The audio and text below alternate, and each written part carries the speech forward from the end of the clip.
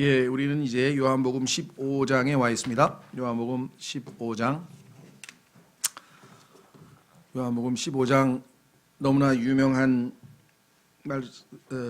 말씀이고요. 그래서 나는 참 포도나무요 내 아버지는 농부시니, 포도나무 비유라, 이렇게들 많이들 알고 있습니다. 여기에 또 상당히 조심스러운 부분이 들어가 있어요. 이 구절을 잘못 적용하면 마치 구원받은 그리스도인이 구원을 잃어버리는 것처럼 오해될 수 있는 구절이 있고요. 또 그 이외에도 이 구절이 왜 구약적 배경하에서 해석이 돼야 되는지, 왜 그리스도인들에게 적용될 때는 조심해야 하는지, 이거를 잘 모르면 내용 자체는 우리에게 영적인 적용이 굉장히 실제적이고 또 우리에게 깊이 있게 주님과의 친밀감과 교제를 말씀하고 있기는 하나, 그래도 조금은 우리가 주의하지 않으면 오해가 될 만한 구절들이다. 이걸 좀 말씀을 드리고 싶습니다. 자, 이제 다시 한번 정리하면 13장서부터 주님은 이제 공적 사역을 마무리하고 이제 제자들과 사적으로, 어떤 의미에서는 사적으로 자신의 사역을 마무리 짓게 되는데, 13장에서 섬김의 본을 보이셨고 14장서부터는 구체적인 설교를 하셨는데요. 14장에서 우리는 예수 그리스도께서 자신이 아버지를 떠나 아버지께로 갈 것이라고 하는 말씀을 하시고, 또 위로자이신 성령님 진리의 영께서 오신다는 약속을 해 주셨고, 이제 15장으로 넘어오는데, 그때 마지막 14장 31절에 보면은 일어나라, 맨 끝부분에 우리가 여기를 떠나자 하시니라. 일어나라, 우리가 여기를 떠나자 하시니라. 그래서 지금 예수 그리스도께서는 이제 다락방에서의 제자들에게의 어떤 말씀을 14장에서 일단 마치시고요, 이동을 하고 계시는 중입니다. 지금 겟세마네 동산을 향해서, 겟세마네 동산이 있는 곳을 향해서 지금 걸어가고 계시는 도중에 아마 제자들에게 하신 말씀 같아요. 그래서 15장서부터 17장까지는 첫 번째 부분은 자신을 따르는 제자들에게 하신 말씀이고요, 그 다음에 17장은 하늘에 계신 아버지께 하신 말씀, 이렇게 둘로 나누어지게 됩니다. 15, 16장은 제자들에게 하신 말씀이고 17장은 아버지께 하신 말씀인데, 우선 오늘은 우리가 제자들에게 하신 말씀 중에서 앞부분을 먼저 살펴보려고 합니다. 제자들에게 하신 말씀 가운데 보면 예수님은 아들 하나님이신 자신에 대해서 계시하셨고, 그 다음에 두 번째로는 16장에 가서 성령님에 대해서 계시하셨고, 그리고 끝부분에 가서 아버지에 대해서 계시하셨습니다. 그러니까 아버지와 아들과 성령 삼위일체에 대해서 아주 특별한, 아주 친밀한, 아주 깊이 있는 내용들을 제자들에게 말씀하셨는데, 오늘은 아들 하나님에 대해서 어떤 계시를 하셨는지 한번 좀 살펴보려고 합니다. 아들 하나님이신 자신을 계시하실 때 자신을 추종하는 자들, 자신을 따르는 자들과 그들이 맺게 될 열매에 대해서 먼저 말씀하셨죠. 그래서 추종자들, 즉 따르는 자들과 열매에 관해서 1절서부터 17절까지 말씀하셨고, 나머지 18절서부터 25절까지는 그 제자들을, 따르는 자들을 미워하게 될 세상과 그들의 미움에 대해서, 그들의 원수가 될 자들에 대해서 말씀하셨습니다. 앞부분에 따르는 자들, 또 그들이 맺게 될 열매에 관해서 말씀하셨는데, 우선 본문을 한번 읽어보겠습니다. 요한복음 15장 1절, 나는 참 포도나무요 내 아버지는 농부시니 내 안에서 열매를 맺지 아니하는 모든 가지는 그분께서 제거하시고 열매를 맺는 모든 가지는 깨끗하게 하사 그것이 더 많은 열매를 맺게 하시느니라. 이제 너희는 내가 너희에게 일러준 말로 깨끗하게 되었으니 내 안에 거하라, 나도 너희 안에 거하리라.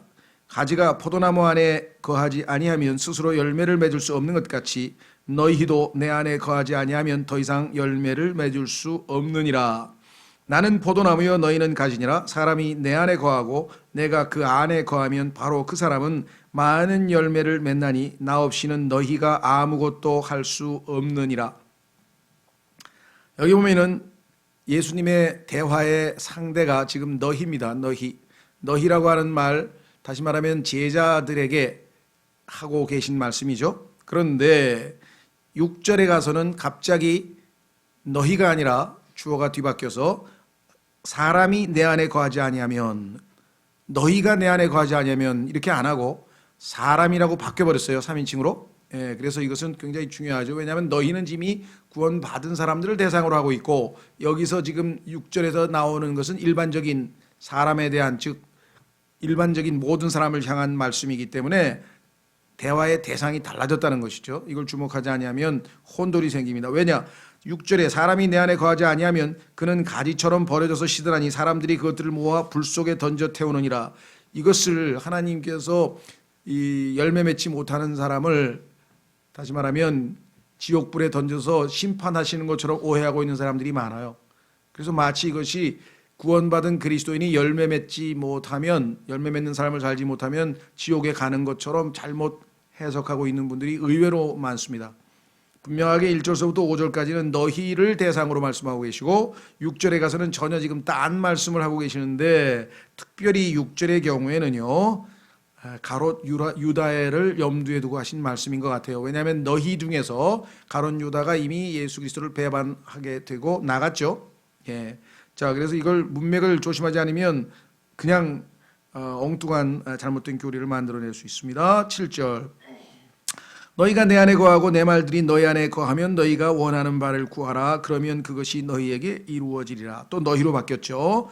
너희가 열매를 많이 맺는 것, 이것으로 내 아버지께서 영광을 받으시나니 이로써 너희가 내 제자가 되리라. 아버지께서 나를 사랑하신 것 같이 나도 너희를 사랑하였으니 너희는 내 사랑 안에 거하라. 자, 그러면 우선 8절까지만 먼저 보겠습니다. 9절서부터 사랑과 순종에 관한 이야기가 나오는데요. 우선 앞부분으로 한번 돌아가 보시죠. 나는 참 포도나무요 내 아버지는 농부시니. 자, 참 포도나무가 있으면 참이 아닌 거짓 포도나무가 있다는 얘기네요. 그렇죠? 예. 신명기 32장에 보면은 포도나무도 두 종류가 있습니다. 한번 확인해 보겠습니다. 신명기 32장.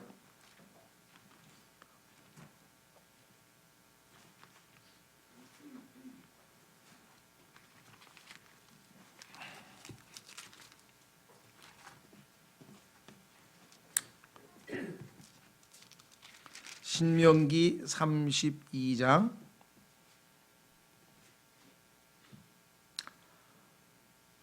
32절, 신명기 32장 32절 보면은요, 그들의 포도나무는 소돔의 포도나무요 고모라 밭의 소산이라 하면서 그들의 포도나무란 말을 썼죠. 예, 참 포도나무와 그들의 포도나무.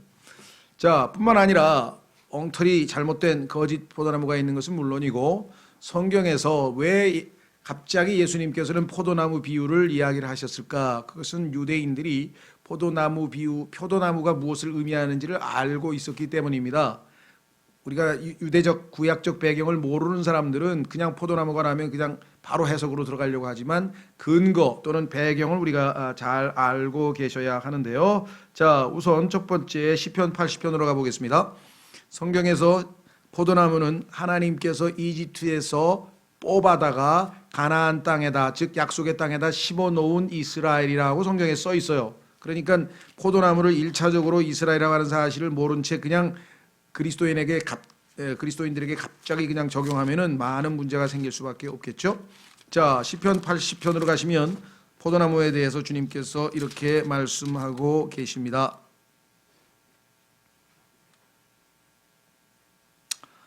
찾으셨습니까? 8절부터 시편 80편 8절. 시편 80편 8절. 주께서 포도나무 한 그루를 이집트에서 가져다가 이교도들을 쫓아내시고 그것을 심으셨나이다. 주께서 그것 앞에 터를 준비하시고 그것이 깊이 뿌리를 내리게 하시니 그것이 땅을 채웠으며 작은 산들이 그것의 그늘에 덮이고 그것의 가지들은 좋은 백향목같이 되었나이다. 그녀가 자기 줄기들을 바다까지 내보내었고 자기 가지들을 강까지 내보내었거늘 주께서 어찌하여 그녀의 울타리를 허사 길을 지나가는 모든 자들이 그녀를 따게 하셨나이까. 숲에서 나온 멧돼지가 그것을 피폐하게 하고 들의 짐승들이 그것을 먹어 치우나이다. 오 만군의 하나님이여 우리가 주께 간청하오니 돌아보소서. 하늘로부터 내려다보시고 살피사 이 포도나무를 돌아보소서. 그것은 주의 오른손이 심으신 포도원이요 주께서 주를 위하여 강하게 하신 가지니이다. 그것이 불에 타고 베이며 그들이 주의 얼굴에 꾸짖으심으로 말미암아 멸망하나이다. 주의 오른편에 있는 사람 곧 주께서 주를 위하여 강하게 하신 사람의 아들 위에 주의 손을 얹으소서. 그리하시면 우리가 주로부터 물러가지 아니하리오니 우리를 살리소서. 우리가 주의 이름을 부르리이다. 오 주 만군의 하나님이여 우리를 다시 돌이키시고 주의 얼굴 빛을 비추사 우리가 구원을 받게 하소서. 이스라엘이 하나님으로부터 보호받고 축복을 누리다가 그들의 불신과 그들의 죄로 인해서 결국은 멸망하게 되었을 때 그들을 구원해 달라고 하는 간절한 기도고, 특별히 대환란 때 이 기도가 간절하게 아마 올려지겠는데요. 한 구절만 더 찾아보겠습니다. 뭐 이것 이외에도 성경 곳곳에 구약 성경을 찾아보시면 이스라엘이 하나님이라 포도나무라고 하는 사실은 명확하게 나와 있기 때문에 더 이상 논란의 여지가 없습니다. 자, 이사야서 5장. 하나님께서는 이스라엘을 좋은 최상품 포도나무로 가나안 땅에 잘 심었는데 그들이 최상품 열매가 아니라 아주 형편없는 열매를 맺어서 이 포도원을 다 망가뜨려 버리겠다라고 하시는 하나님의 말씀이 나오죠. 이사야서 5장 1절. 이제 나는 내가 지극히 사랑하는 자를 위하여 노래를 부르되 그의 포도원에 관해 내가 사랑하는 자에 대한 노래를 부르리라. 내가 지극히 사랑하는 자에게 포도원이 있는데 열매를 풍성히 내는 작은 산에 있도다. 그가 거기에 울타리를 두르고 그것에 돌을 주워내고 최상품의 포도나무를 거기에 심고 그것의 한가운데에 망대를 세우고 또 그 안에 포도즙 틀을 만들었도다. 포도원이 포도 내기를 그가 바랐는데 그것이 들 포도를 내었도다. 형편없는 품질의 열매를 맺었네요. 오 예루살렘의 거주민들아 유다 사람들아 청하노니 이제 나와 내 포도원 사이에 판단하라. 내가 내 포도원을 위해 무슨 일을 더할 수 있었으랴. 그 안에서 내가 행하지 아니한 것이 무엇이냐. 포도원이 포도 내기를 내가 바랐거늘 어찌하여 그것이 들 포도를 내었느냐. 자 이제 내가 내 포도원에 무슨 일을 행할지 너희에게 말하리라. 내가 그것의 울타리를 제거하여 그것이 먹히게 하며 그것에 담을 헐어서 그것이 짓밟히게 하리라. 또 내가 그것을 피폐하게 내버려 두리니 거기서 가지를 치거나 땅을 갈지 못하고 다만 거기서 찔레와 가시가 올라오리라. 내가 또한 구름들에게 명령하여 그것들이 그 위에 비를 내리지 못하게 하리라. 만군의 주의 포도원은 이스라엘의 집이요 그분께서 기뻐하시는 초목은 유다 사람들이니라. 그분께서 판단의 공의를 바라셨으나 도리어 학대하는 것을 보시며 의의를 바라셨으나 도리어 부르짖는 것을 보시는도다. 하나님이 심으신 포도나무였던 이스라엘이 하나님께 합당한 열매가 아니고 형편없는 열매를 낸 것에 대해서 말씀하시고, 예레미야 2장에도 나오고 또 곳곳에서 구약에 보면은 이스라엘을 하나님께서 포도나무로 말씀하고 계신 것을 보게 됩니다. 물론 이스라엘이 저주받은 그 사건은 무화과나무로 또 비유된 것도 있어요. 예수님께서 무화과나무를 저주하셨죠. 그러니까 이스라엘의 과거는 포도원이고요, 포도나무고, 이스라엘의 예수님 당시는 무화과나무의 모습으로 자기 의만 가득했던 무화과나무 이파리만 무성했던 그때였고요. 나중에 이들이 회개하고 돌아와서 이제 올리브 나무로서 천년왕국에서 서로 풍성한 기름을 내는 그러한 나무로 될 것을 성경에도 말씀했는데, 그렇다면 자 마태복음 21장으로 가보겠습니다. 마태복음 21장에 이 포도원에 대해서 무슨 예언을 하고 계시는지. 마태복음 21장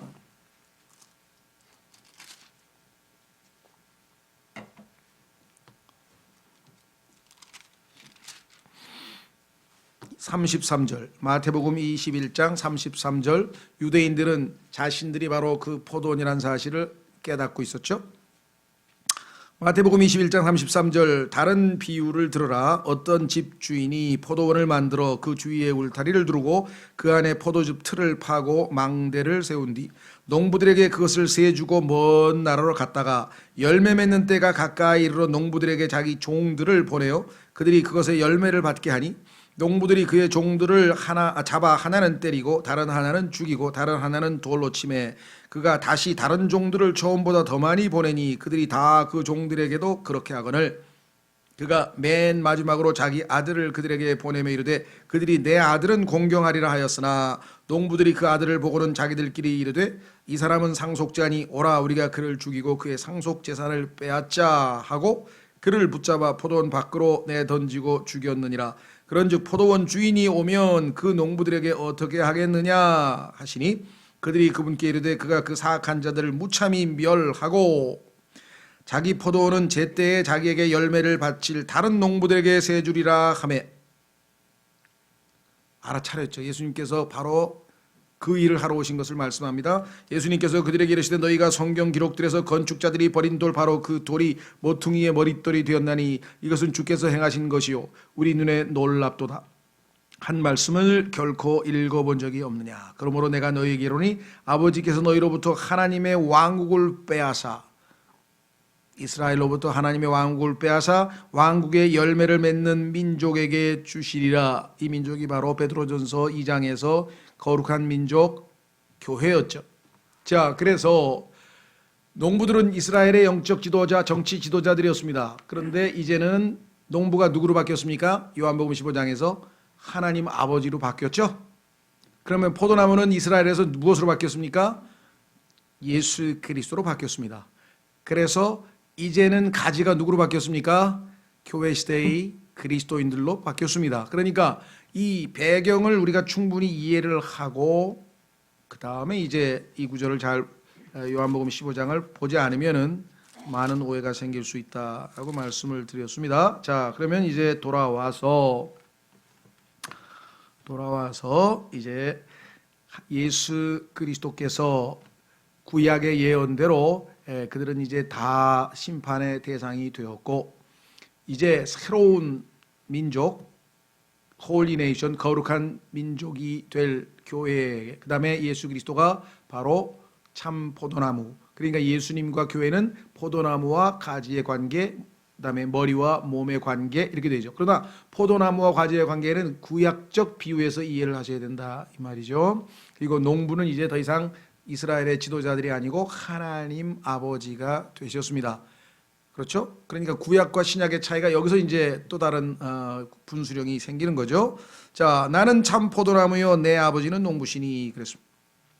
내 안에서 열매를 맺지 아니하는 모든 가지는 자 예수님 안에 우리가 들어가 있죠. 성령 침례에 의해서 신약 시대의 그리스도인들은 다 예수님 안으로 들어가게 됐습니다. 자, 근데 이제 조심하십시오. 열매 맺지 아니하는 모든 가지는 그분께서 제거하시고 이 take it away라고 하는 이 제거한다는 말 때문에 잘못하면 이게 그러면 제거해 버린다면 꺾인다 그런 말은 그럼 지옥에 간다는 말인가? 이렇게 또 오해하시는 분이 있는데 실제로 던져지는 건 아니죠. 6절 보십시오.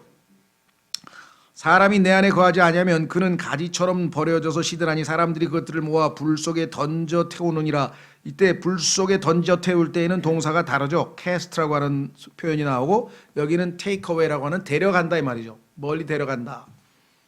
실제적으로 보면은요. 아나니아와 삽비라 같이 교회 시대의 성도 가운데 열매 맺지 못하는 사람들은 하나님께서 일찌감치 데려가셨습니다. 고린도전서에도 보면은 도덕적으로 큰 흠결이 있는 사람들을 그들의 영은 살려두고 그들의 몸은 죽여서 하나님께서 일찌감치 데려가 버리시죠. 그렇죠? 이 땅에서 여러분이 계속해서 열매 맺지 않고 계속 살아보세요. 하나님께서 둬봐야 이 땅에 아무런 열매 맺지 못할 거다. 왜? 열매를 맺어야 하나님께서 영광을 받는다 그랬는데 하나님께서 영광 돌리지 못할 삶을 사는 사람들은 데려가 버릴 수가 있는 것이죠. 여기도 그 말씀이에요. 지금 제거하신다는 말은 구원과 연결시켜서 구원을 잃어버린다 쪽으로 가면 안 되고요. 그다음에 열매를 맺는 모든 가지는 자 여기 이제 문제가 있습니다.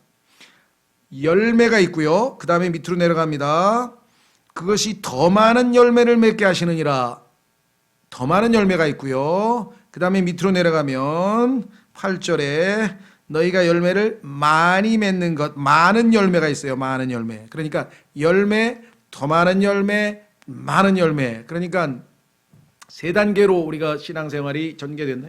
모든 그리스도인들은 이제 열매를 맺기는 맺습니다. 그렇죠? 그런데 정말 거의 그 누가복음 8장에 보면은 씨 뿌리는 자 비유에서 네 단계가 나오는데 네 단계에서 두 단계는 구원을 받지 못한 상태고 세 번째 단계는 지난번에 기억나시죠? 3대 장애물이 있다 그랬죠? 염려, 재물, 쾌락으로 질식이 돼서 아무런 열매를 맺지 못한다 그랬잖아요. 이 땅에 있는 그리스도인은 염려, 재물, 쾌락이라고 하는 이 세 가지 때문에 질식이 되어서 열매 맺지 못하고 마음이 정직하고 선한 마음밭이 된 사람은 30배, 60배, 100배의 열매를 맺는데 바로 보세요. 열매 30배, 60배 더 많은 열매 much fruit, more fruit 영어로 얘기하면 fruit, more fruit, much fruit 이렇게 해서 점점 더 많은 열매를 맺게 하는데 하나님께서 그렇게 우리를 풍성한 열매를 맺어서 많은 영광을 받으시려면 사용하는 수단이 뭐냐? 그것이 바로 징계라 이 말이에요. 그래서 여기 보니까 뭐라고 써 있습니까? 정결케 한다라고 하는 표현 보세요. 2절에 내 안에서 열매를 맺지 아니하는 모든 가지는 그분께서 제거하시고 열매를 맺는 모든 가지는 깨끗하게 하사. 이 깨끗하게 한다고 하는 단어는요, 정결케 한다는 단어 purge인데요. 이 purge라고 하는 단어는 싹 없앤다는 거예요. 청소해버린다는 거 아시죠? 공산당에서는 이걸 숙청이라는 단어로 써요. 숙청. 사상이 불온한 자를 싹 제거해버리죠. 마찬가지로 하나님께서 열매들이 있는데 가지들이 있는데 여러 가지들이 있는데 너무 가지가 많으면은요 열매가 자잘한 것만 많이 열려요. 그래서 가지를 제거해서 쳐서 제대로 된 열매를 맺는 가지는 크고 탐스러운 열매를 맺도록 하는 그와 같은 방식을 사용하게 됩니다. 그렇죠? 그래서 하나님께서도 여러분과 저의 삶에 있는 여러 가지 불필요한 것들을 다 제거합니다. 그런데 그 수단이 뭐냐? 그래서 징계라고 하는 수단을 쓴다고 히브리서에 나와 있죠. 예, 그래서 때로는 물질적인 고난, 때로는 신체적인 몸의 질병, 때로는 주변에 있는 사람들로부터의 고통, 뭐가 됐든지 간에 하여간 우리가 스스로 힘으로 해결할 수 없는 어떤 상황에 놓이게 돼서 세상이나 그 어떠한 것에도 손을 내밀지 아니하고 하나님만을 바라볼 수밖에 없는 환경으로 만들어 버리신다 이 말이죠. 그렇죠? 예, 그것을 여기서 얘기하는 거예요. 그러니까 여기서 깨끗하게 하는 것은 우리가 죄를 깨끗하게 씻어서 죄 사함 받고 구원받는 그 얘기가 아니고요. 동사가 달라요. 그러니까 여기서 얘기하는 것은 우리로 하여금 더 많은 열매를 맺게 하기 위한 하나님의 징계라고 하는 수단에 대한 언급입니다. 여러분들 교회사에서도 이런 일이 있었죠. 초반에 그 에베소 교회가 계시록 7교회를 보면 에베소 교회가 주님을 잘 섬기다가 중간에 사랑이 첫사랑을 버리고 그렇죠. 그래서 하나님께서는 서머나 교회에게 많은 박해를 보내서 그들을 purge 깨끗하게 정결케 하시는 역사가 있었다는 사실을 우리가 교회사를 통해서 우리가 알 수가 있습니다. 이스라엘 민족이 포도나무였다면 단순히 여기서는 가지들이 개개인뿐만 아니라 주님의 몸된 교회 전체에 대한 집합적인 해석도 가능한 것이죠. 자, 다시 돌아옵니다. 그래서 우리가 정결하게 되어서 더 많은 열매를 맺게 하려고 한다면요, 두 가지 방식이 있어요. 하나는 징계, 여기 나와 있죠. 네, 징계 수단이 있고요. 두 번째는 뭐냐? 여기는 이제 너희는 내가 너에게 일러준 말로 깨끗하게 되었나니, 하나님의 말씀의 물로 씻어내는 것이죠. 네, 그래서 요한복음 17장으로 한번 가보겠습니다. 요한복음 17장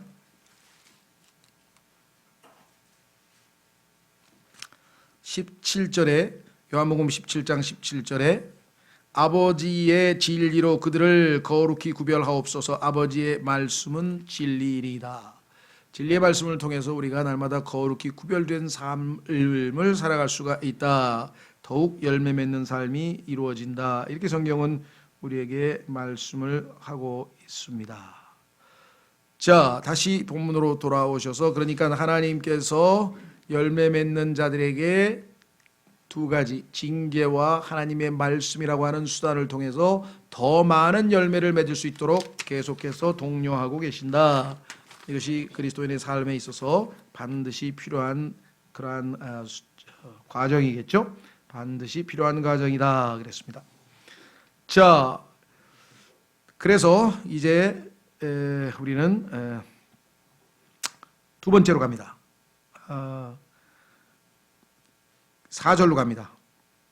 자, 4절로 가면은요, 말씀드린 것처럼 두 가지 수단이 있었고요. 이제는 4절에 하나님께서 더 많은 열매, 그러니까 많은 열매를 맺을 수 있는 수단을 가르쳐 주는데, 그것은 뭐냐? 내 안에 거하라. 내 안에 거하라. 내가 나도 너희 안에 거하리라. 가지가 포도나무 안에 거하지 아니하면 스스로 열매를 맺을 수 없는 것 같이 너희도 내 안에 거하지 아니하면 더 이상 열매를 맺을 수 없느니라. 꾸준히 계속해서 열매를 맺을 수 있는 것은 주님 안에 거하는 것이고요. 5절 나는 포도나무여 너희는 가지니라. 사람이 내 안에 거하고 내가 그 안에 거하면 바로 그 사람은 많은 열매를 맺나니 나 없이는 너희가 아무것도 할 수 없느니라. 자, 열매, 더 많은 열매, 그 다음에 뭐라고 했습니까? 5절에 많은 열매. 그 순서의 점진적 과정을 보십니까? 차츰차츰 강도가 높아지죠. 열매, 그 다음에 more fruit, then much fruit, 이렇게 해서 한 단계 한 단계 한 단계 지금 더 나아가고 있는 모습을 우리가 보게 되죠. 그렇죠? 자, 하나님께서는 30배에 만족하시는 분이 아니고 60배에 만족하시는 분이 아니고 100배 풍성한, 더 풍성한, 더 풍성한, 더 풍성한 삶을 살게 하시기를 원하신다 그랬습니다. 자, 베드로 후서로 가보겠습니다. 지난번 설교 때도 기억하실 텐데요. 더하라, 더하라, 더하라, 계속 더합니다. 더해서 더해서 더해서 요즘 말하는 플러스 인생이 되는 거죠. 플러스 인생. 자, 베드로후서 1장에 보시면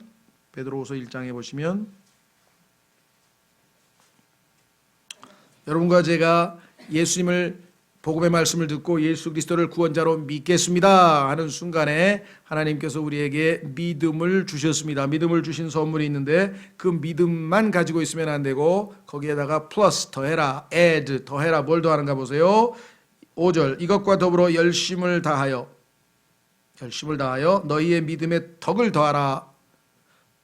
그 다음에 덕에서 멈추지 말고 더 나아가서 지식을 더하고 6절에 지식에 절제를 더하고 절제에 인내를 더하고 인내에 경건을 더하고 경건에 형제의 친절을 더하고 형제의 친절에 사랑을 더하라. 이것들이 너희 안에 있어 뭐라 그랬습니까? 풍성하면. 예수님께서 요한복음 10장 10절에서 뭐라고 말씀하셨습니까? 내가 온 것은 생명만 주러 오셨다고 했나요? 그 덧붙여서 풍성한 삶, 생명뿐만 아니라 풍성한 삶을 살게 하기 위해서 오셨다 그랬죠. 자, 여기서 지금 풍성이란 말이 또 나와 있잖아요. 8절에. 아까 우리 요한복음에서도 15장에서도 봤었죠. 하나님은요 풍성하신 분입니다. 하나님은 항상 넘치시는 분이에요. 여러분 잘 아시는 것처럼 오병이어의 기적 끝에도 뭐가 있었습니까? 12광주리가 남았잖아요. 그렇죠? 항상 하나님은 남기시는 분이다. 모자람이 없으신 분이다 이 말이에요. 자, 그래서 우리는 계속해서 더합니다. 그래서 여기 보니까 이렇게 풍성하면 빈약하거나 열매를 맺지 못하는 자가 되지 아니하게 하려니와 이렇게 써 있잖아요. 또 열매와 관련돼 있죠. 풍성함, 열매, 더하라. 마찬가지로 요한복음 15장에서도 지금 순서는 첫 번째 포도나무는 다 열매를 맺습니다. 문제는 깨끗하게 가지치기가 잘 된 포도나무는 그렇지 않은 것보다 더 많은 열매를 맺습니다. 예. 그런데 제대로 딱 거하죠. 우리가 주님의 말씀에 주님 안에 바로 올바로 거하면 많은 열매를 맺는데 하나님이 그러면 영광을 받으실 것이다 라고 성경에 써 있네요. 자, 어디로 가면 됩니까? 7절, 6절은 지금 제외합니다. 일단 괄호 안에 넣어두시고 7절로 갑니다. 너희가 내 안에 거하고 내 말들이 너희 안에 거하면. 그러니까 5절에는 뭐라 했습니까? 너희가 내 안에 거하고 내가 그 안에 거하면. 그러니까 예수님께서 우리 안에 거한다고 하는 것은 예수님을 믿었더니 성령께서 내 안에 와서 내주하셔서 거하시는구나. 그 얘기하고 있는 게 아니에요. 여기서는. 이 문맥에서는 그게 아니고 이 문맥에서는 뭡니까? 말씀들이 내 안에 거한다. 예수님이 우리 안에 거한다고 하는 얘기는 그분의 말씀이 내 안에 머물러 있느냐. 그렇죠? 내 말씀이 들어왔어요. 그 다음에 어떻게 됐어요? 새들이 와서 다 집어갔어요. 조금 자라는 것들이 질식돼서 다 죽었어요. 결국은 keep it, 그것을 지키고 간직하고 30배, 60배, 100배. 그러니까 여기서 지금 말씀하시는 게 정확하게 그 말이죠. 7절에 너희가 내 안에 거하고, 아까 5절에서는 내가 너희 안에 거한다고 했는데 그것을 의미를 설명하고 계시잖아요. 내 말들이 너희 안에 거하면, 하나님의 말씀 한 말씀 한 말씀이 우리 안에 계속해서 머물러 있고 간직되어 있으면 반드시 열매를 맺습니다. 그런데 그 말씀이 이쪽 귀로 듣고 저쪽 귀로 사라져버리면 아무런 열매를 맺지 못한다 이 말이죠. 너희가 원하는 바를 구하라. 그렇습니다. 여러분이 하나님의 말씀이 여러분 안에 거하는데 여러분이 뭘 원하겠어요? 하나님의 뜻이 나의 삶을 통해서 이루어지기를 원합니다. 그렇게 기도하겠죠. 그렇지 않고 말씀이 거하지 아니하면 하나님의 뜻대로 구하겠습니까? 자기가 원하는 욕심을 구하겠습니까? 너희가 구해도 얻지 못하면 너희가 욕심으로 잘못 구함이라. 야고보서에 써 있잖아요. 그러나 하나님의 말씀이 내 안에 거하면 기도할 때 당연히 주의 뜻대로 구하겠죠. 그러면 그것이 너에게 이루어지리라. 기도 응답을 받는 비결은 뭐냐? 하나님의 말씀이 내 마음속에 제대로 머물러 있고 거하는 것입니다. 그렇죠? 예. 8절 너희가 열매를 많이 맺는 것, 아까 나왔잖아요. 5절에 많은 열매.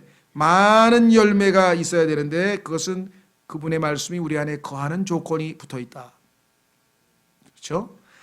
많이 맺는 것, 이것으로 내 아버지께서 영광을 받으시리니 이로써 너희가 내 제자가 되리라.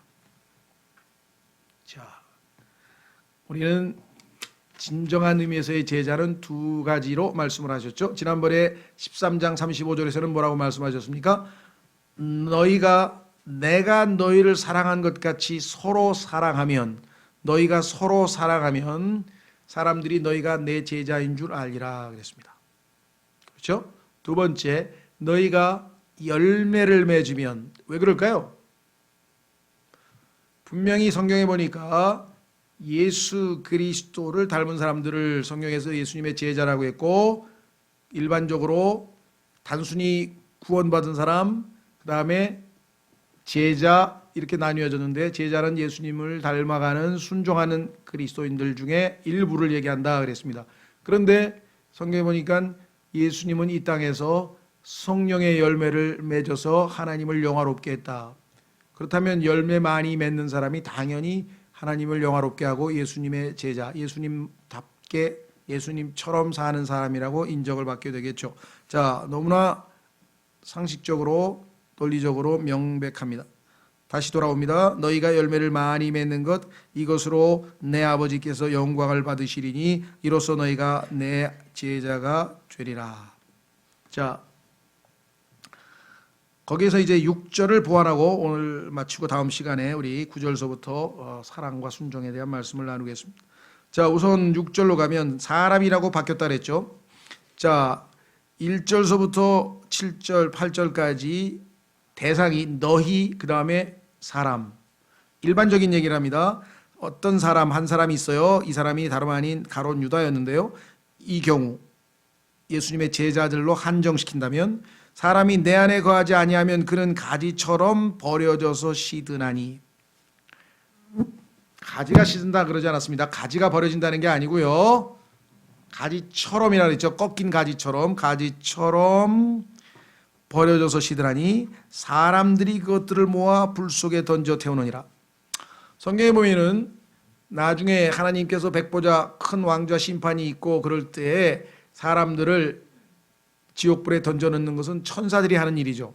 마태복음 13장에 보면은 천사들이 일을 하는데 여기서는 지금 사람들이 했다는 것이죠. 자, 그래서 많은 분들이 어려움을 겪고 이게 도대체 무슨 소리냐? 왜 우리는 불 속에 던져 태운다고 하면은 딱 떠오르는 게 뭡니까? 일단 지옥불서부터 생각하는데, 그럼 이게 지옥불이 아닌가? 그렇습니다. 이것은 이스라엘 민족의 미래에 대한 얘기인데요. 성경에 보니까 예수 그리스도의 백성인데도 불구하고 예수 그리스도 안에 거하지 아니하고, 특별히 이제 유대인들이죠. 하나님의 포도나무이긴 한데 거의 열매 맺지 아니하고 잘려진 그러한 포도나무인 타락한 배교한 이스라엘 민족은 성경에서 보니까요, 사람들이 그것들을 모아 불 속에 던져서 태워버린다. 이 땅에서 여러분들 아마 폭군들에 대해서 얘기를 많이 들었을 겁니다. 징기스칸 같은 폭군, 물론 폭군이죠, 그 사람도. 그 몽골군들이 사람을 죽일 때 보면요, 잔인하게 죽이고, 물론 칼로 죽이고 전쟁에서, 하지만 잔인하게 죽일 때에는 그냥 끓는 물에다가 집어넣어서 죽이기도 했어요. 그렇죠? 그리고 다른 모든 이 독재를 했던 사람들은 2차 세계대전 때도 그렇고 뭐 소련군도 그렇고 스탈린도 그렇고 죽이고 다 매장했습니다. 포로나 그다음에 뭐 자기네 민족의 반역자나 아니면 사상이 불손한 자, 그러니까 누가 됐든지 간에 죽이면 일단은 다 매장을 해요. 근데 유독 유대인들은, 대표적인 케이스가 히틀러인데, 다 불태워버렸어요. 뼈만 남은 게 뼈. 여러분 쉰들러스 리스트라든가 이런 영화를 보면 유대인들의 경우에는요, 사람들이 아주 그 극렬한 마귀의 반유대주의적 영을 가지고 있기 때문에 마귀는 유대인들을 미워하는데, 왜냐하면 예수 그리스도께서 유대인으로부터 나오셨기 때문입니다. 그래서 전 세계적으로 지금도 계속해서 유대인들에 대한 증오심이 가득한 것이고, 마지막 순간에도 적 그리스도가 유대인들을 속여서 7년간 평화조약을 체결했다가 3년 반 중간에 유대인들을 박해하는 것으로 돌아서서 그때 우리가 대환란이라고 얘기를 했죠. 그래서 지금 여기 나와 있는 15장 6절은 그러한 이 미래적, 즉 종말론적 교리와 비추어 보았을 때 유대인들이 사람들로부터, 그렇죠, 정말 거의 가장 최악의 대접을 받는 것에 대한 하나님의 경고입니다. 그것 이외에는 교리적으로 정확하게 해석하기가 어려운 것이죠. 자, 그래서 우리 그리스도인들에게 여러분과 제가 적용을 하게 되면, 모든 가지는 스스로 열매 맺을 수 없습니다. 나무에 붙어 있으면 뿌리로부터 진액이 올라와서 영양분이 올라가서 결국은 그 모든 이 열매를 맺는 원천, 모든 원천은 다 뿌리로부터 공급됩니다. 성경에 보니까 예수 그리스도께서 바로 뿌리라고 성경이 말합니다. 뿌리. 그래서 뿌리로부터 공급이 돼가지고 결국은 어디로 갑니까? 맨 끝에 가지는 나무에 매달려만 있으면 자동으로 열매는 맺게 되는 것이죠. 그렇죠? 그래서 우리는 그것이 우리의 열매가 아니고 성령의 열매, 성령께서 맺으시는 열매지 우리가 맺는 열매가 아니라는 사실을 누누이 강조했습니다. 수단은 무엇인가? 하나님께서 우리를 징계를 통해서 정결케 하시고 말씀의 물로 깨끗하게 씻기시고, 그리고 하나님의 말씀이 우리 안에 거하면, 머물러 있으면 하나님께서는 그 모든 과정 가운데 자연스럽게, 그렇죠, 열매를 맺게 된다. 확인해 보겠습니다. 마지막 구절 갈라디아서 5장. 이 열매가 풍성하게 나타나는 사람을 성경에서는 예수 그리스도의 제자라 이렇게 부른다고 했습니다. 그러니까 우리가 다른 관점에서 자꾸만 제자의 도를 생각하시면 안 됩니다. 특별히 뭐 우리 교회는 그런 분들이 별로 없겠지만요, 과거에 이 선교단체 같은 데서는 훈련을 많이 시켜서 실전으로 해서 전도 열매 얘기를 강조를 많이 했는데, 사실은 성경에서 말씀하시는 열매는 내적인 열매에 대한 얘기지, 전도에 대해서는 수확이란 말, harvest란 말을 쓰지 열매란 말을 안 써요. 이게 조심하셔야 됩니다. 갈라디아서 5장에 보시면 성령의 열매에 9가지 특성이 있습니다. 열매는 한 종류예요. 그런데 특성은 9가지가 있어요. 자, 확인해 보겠습니다. 22절. 그러나 성령의 열매는, 내 안에 풍성하게 성령의 열매가 맺힌다면 어떤 인격의 모습, 어떤 도덕적 모습이 나를 통해 드러날 것인가?